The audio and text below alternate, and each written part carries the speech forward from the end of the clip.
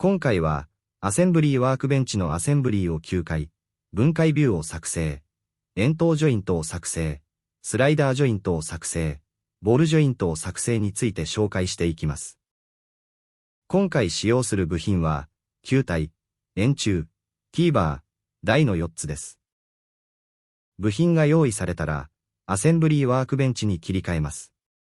そしてアセンブリーを作成。ボタンを押してアセンブリーのルートを作成します。部品については、非表示としておきます。それでは、アセンブリーにコンポーネントを追加していきましょう。最初にベースとなる台を追加します。台は、動かないように固定する必要がありますので、イエスを押します。円柱を2つ、球体、T バーを追加します。OK を押して、この画面を閉じます。このような形で、アセンブリーに部品が追加されました。前回、固定ジョイントと回転ジョイントを紹介しましたが、回転ジョイントについて復習してみましょう。最初に回転ジョイント作成ボタンを押します。そして T バーの側面をクリックします。次に、穴の側面をクリックすると、T バーが穴に結合されます。これで、このような形で T バーを回転させることができます。こちらの最小角度、最大角度を設定することによって、回転範囲を制限することができます。例えば、最小角度にチェックを入れ0度とします。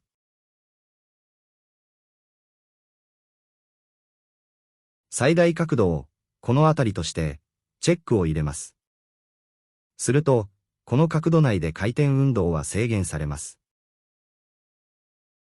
このような形で運動範囲を設定することができます。今回は、オプションを解除して OK で決定しておきましょう。次は円筒ジョイントを作成コマンドを使ってみます。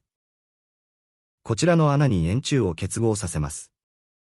最初に、穴の側面をクリックします。そして、円柱の側面をクリックすると、両者が結合されます。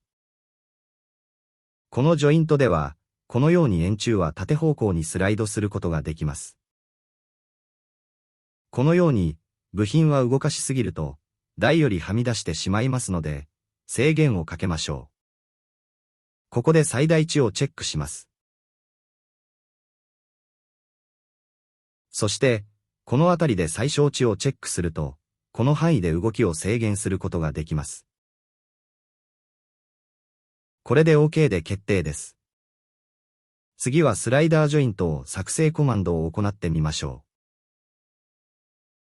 こちらのくぼみに、スライダージョイントを作成します。スライダージョイントを作成ボタンを押します。そして、円柱の側面とくぼみの面を選択します。するとこのように、くぼみと円柱が結合されスライダージョイントが作成されます。こちらも最小値と最大値を設定し、動きを制限しておきましょう。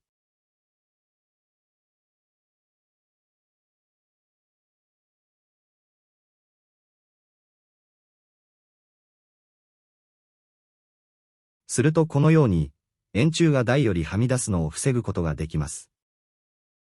次は、ボールジョイントを作成してみましょう。操作はボールジョイント作成ボタンを押して、他のジョイントと同様にボールの面をクリックして、次に、くぼみの面をクリックします。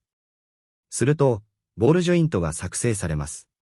このジョイントはまだエラーがあるのか、回転を行うことができません。次にアセンブリーを9回について説明します。これはアセンブリーの再計算を行って更新するものです。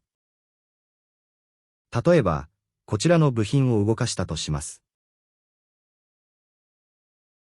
この状態でアセンブリーを9回ボタンを押すと、アセンブリーが再計算されて、元の位置に戻ります。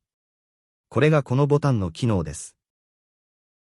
次は分解ビューを作成、コマンドについて説明します。ボタンを押すと、このような画面が表示されます。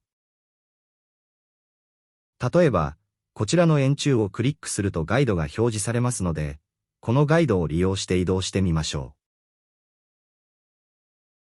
すると、このように移動元からの点線が表示され、部品がどこについていたのか確認することができます。このようにして分解ビューを作成するのがこのコマンドの機能です。ここで OK を押すと、この図が保存されます。保存された図は、こちらのエキスポーデッドビュースに追加されています。これを展開して、ダブルクリックすると保存された分解図が表示されます。